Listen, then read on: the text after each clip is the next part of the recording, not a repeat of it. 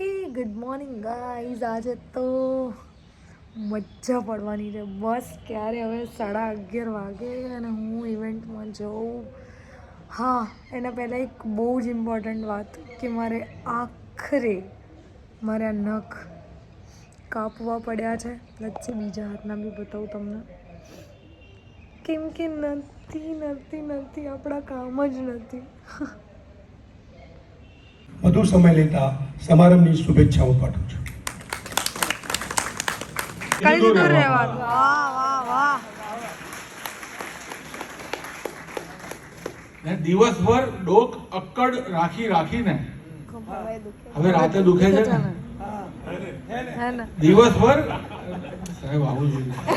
થોડી વાર લાગશે. તમારે પહેલેથી જ પૂરું કરવું કે દિવસભર ડોક અક્કડ રાખીને હવે રાતે દુખે છે ને. તને પહેલા કહ્યું હતું આ બધી સુખ સાહેબીથી દૂર રહેવાનું. વાહ વાહ વાહ. જિંદગી મારી ઉપર ફિદા હતી. જિંદગી મારી ઉપર ફિદા હતી ને મેં જ ઉડાવેલી અફવા હતી. વાહ વાહ વાહ. ને સાફ સુથરું છે જ નહીં કંઈ પણ બીજું. ચોખ્ખું ચણાક કે સાફ સુથરું છે જ નહીં કંઈ પણ બીજું જેટલી ચોખ્ખી તમારી ના હતી. વાહ વાહ. વર્ષો પછી એક પ્રેમી સવાલ પૂછે છે કે મારા જીવનમાં તું આવી હતી ને હે ને રણમાં તારી પગલી પાડી હતી ને હે ને મને અમસ્તો એકવાર બસ તાવ આવ્યો હતો. એમાં પણ તે બાધા રાખી હતી ને હે ને હું ચિઠ્ઠીનો જવાબ આપવો ભૂલ્યો તો તે દર્પણ સામે ચીસો પાડી હતી ને હે ને બે ફૂલોને સાવ અડોઅડ જોઈને તે સહેજ અથડી મારી દાબી હતી ને હે ને વાહ. એક જ્યોતિષે ના પાડી હતી મારા વિશે. ના પાડી હતી મારા વિશે ત્યારે તે તારી નસ કાપી હતી ને હે ને એક બે સિસ્કાર આયા ઓછા આયા. આમાં શેરમાં વધારે સિસ્કાર આવતા હોય કે શરૂઆત છે. હા સિસ્કારની શરૂઆત વાહ. શીર્ષક જ સરસ. અને એ તો નવલકથા લખે છે કે એક જ્યોતિષે ના પાડી હતી મારા વિશે ત્યારે તે તારી નસ કાપી હતી ને હું અચાનક સમયની જ્વાળામાં લપટાયો. તું પછી થોડું ગભરાઈ હતી ને હે ને જ્વાળા આવી પછી શું થયું કે તારા સુધી આંચ આવવા લાગી જ્યારે મને મૂકી પડતો તું ભાગી હતી ને ખૂબ આભાર. પ્રેમને લીધે જ હું ડૂબે છું એવું પણ નથી.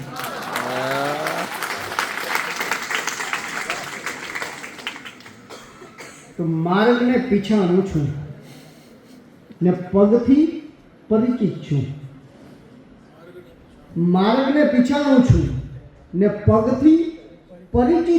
હું મારી સફરની હર રગથી પરિચિત છું. ને મેં પૂછ્યું ફરી મળશું.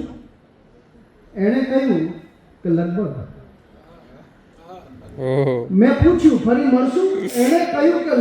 હું સારી રીતે એના લગભગથી પરિચિત છું.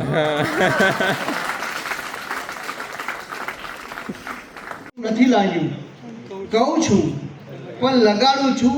સતત આ રીતથી હું પોતાને જ દજાડું છું. મને ખોટું નથી લાગ્યું કહું છું પણ લગાડું છું. સતત આ રીતથી પોતાને જ કાયમ હું દજાડું છું. ને બધા કહે છે તમારે તો જલસા જ જલસા છે. તમારે તો હવે જલસા જ જલસા છે. તમે તમારી હિંમત તો જુઓ. હું હાઈ પાડું છું. Thank you very much. ખૂબ ખૂબ આભાર.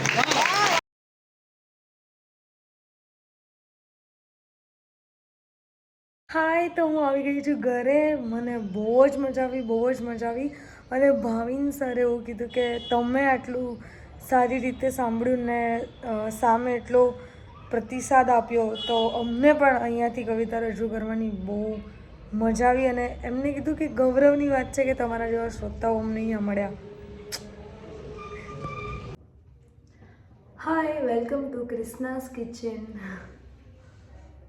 બસ આજે હું અત્યારે બનાવી રહી છું ચા. વાગ્યા છે લગભગ સાંજના 4:30. પહેલાં એવું થયું કે યાર આજે તો કશું એક્સપ્લોર કરવા માટે છે નહીં, હું શું કહીશ, શું બતાવીશ, પણ સ્ટીલ જ્યારે તમે ક્યારેક કોઈ વસ્તુની નવી શરૂઆત કરો ને એટલે તમને ગીવઅપ કરી દેવાનું મન થાય.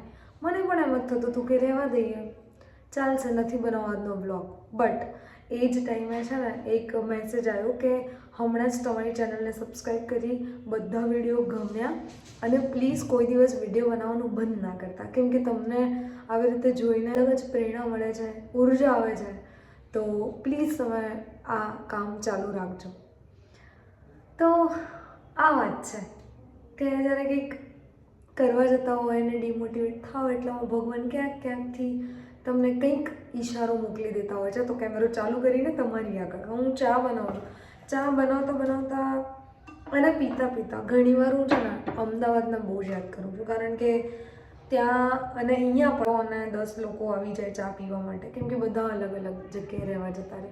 તો અહીંયાથી બધા અમદાવાદ આવે તો હું ત્યાં જ્યારે ફોન કરું તો બધા ચા પર હાજર થઈ જતા હતા. એટલે હું બહુ મિસ કરું છું અત્યારે અહીંયા ઘરે રહીને એ વસ્તુ કે જ્યારે ચા પીતા હોય ત્યારે મિત્રો નથી હોતા. સો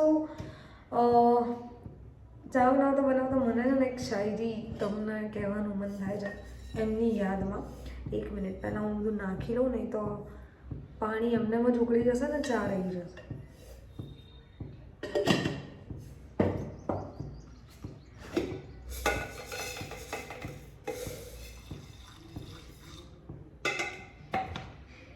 અને હા, ઇલાયચીવાળી ચાની છે ને વાત જ બહુ અલગ હોય. આપણે કેવું હોય લાઈફમાં ઘણા વ્યક્તિ આપણા ફેવરેટ હોય, જેના આવવાથી યાર જેના મળવાથી આપણને બધું જ બહુ સારું લાગતું હોય. એવી રીતે છે ને આદુવાળી ચા, ખાલી મસાલાવાળી ચા, ઇલાયચીવાળી ચા મારા માટે છે ને એ લોકો વ્યક્તિત્વ છે. તો આદુવાળી ચાનું એ પ્રમાણે હોય કે ચલો ઠીક આ તે, મસાલાવાળી ચા તો ખાલી સુગંધ પૂરતી કે સ્વાદ પૂરતી હોય, પણ ઇલાયચીવાળી ચા છે ને મને વ્યક્તિ જેવી લાગે. આમ સમવન સ્પેશિયલવાળી ફિલિંગ છે ને મને હંમેશા ઇલાયચીવાળી ચાથી આવતી હોય. તો બસ આજે ઇલાયચીવાળી ચા.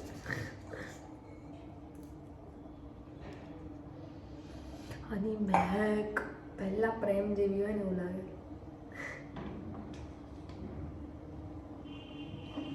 હા, તમને લાગતું હશે કે આ બધું શું હવે સમજે આખો દિવસ ચા, પણ યાર પ્રેમમાં ગાંઠપણ ના હોય ને ત્યાં સુધી મજા. આ ચા ઉકળે ત્યાં સુધી હું સરસ મજાની એક શેર કરું તમને. લુક એટ માય નવી ડાયરી, જે મેં હમણાં જ પરચેસ કરી બજારમાં. સ્ટેશનરીની દુકાનમાં જાઉં ને એટલે ત્યાંથી મને પાછી લાવી ને બહુ મુશ્કેલ છે, કારણ કે એટલી બધી વસ્તુ હોય જે ગમતી હોય અને લેવાનું મન થાય. તો આ છોટું ક્યુટ ડાયરી. તો આમાં પહેલી શાયરી લખી આજે, જે મારી નથી, મારે ગમતા લેખકની છે. ઓકે. ઓરડામાં એકાદ ચિત્ર હોય પૂરતું છે. ઓરડામાં એકાદ ચિત્ર હોય પૂરતું છે. જીવનમાં એક સરસ મિત્ર હોય પૂરતું છે. મિલાવ હાથ ભલે ને સાવ મેલા ગયેલા હોય, હૃદયથી આદમી પવિત્ર હોય એ પૂરતું છે. કેવું નહીં, 4 જ લાઈનમાં જીવનનો આખો સાર કહી દીધો.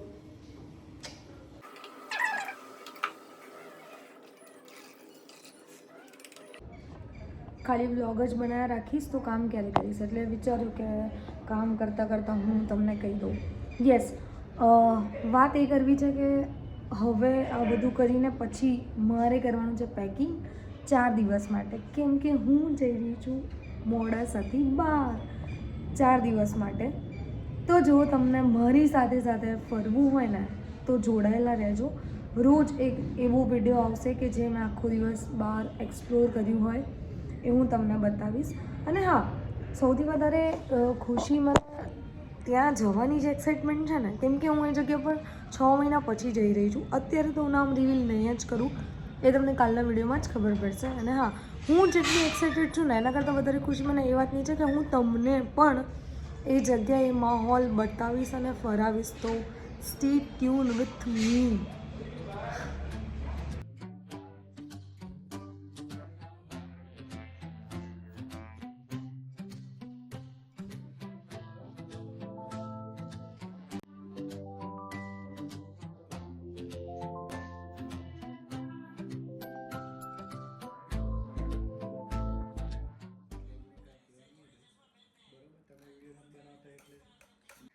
તો ગાઈઝ જમી લીધું છે. સાંજે 6 વાગે દીવાબત્તી કરી અને પછી જમવાની તૈયારી કરી. જમી લીધું અને હિયર આઈ એમ. હવે મારે કરવાની છે પેકિંગ, જે હું 3-4 દિવસ માટે જઈ રહી છું બહાર. હું અને મારો નાનો ભાઈ અમે લોકો જઈ રહ્યા છીએ એક સામાજિક કાર્યક્રમ અટેન્ડ કરવા માટે. સો આ કોઈ ટ્રીપ નથી, બસ ફેમિલી ફંક્શન માટે અમે લોકો જઈ રહ્યા છીએ. ક્યાં જઈએ છીએ એ તો તમને હવે આગળના બ્લોગમાં જ ખબર પડશે. સો સ્ટે ટ્યુન. આ વ્લોગ અહીંયા જ એન્ડ કરું છું, કારણ કે હવે એડિટિંગ પણ કરવું છે અને થોડું ઘણું જે કાલે મેં રોકસ્ટાર મૂવી જોયું એનું ફેન મીટ જોવાની બાકી છે. સો એ અત્યારે મારે જોવી છે. ત્યાં સુધી stay tune and keep signing.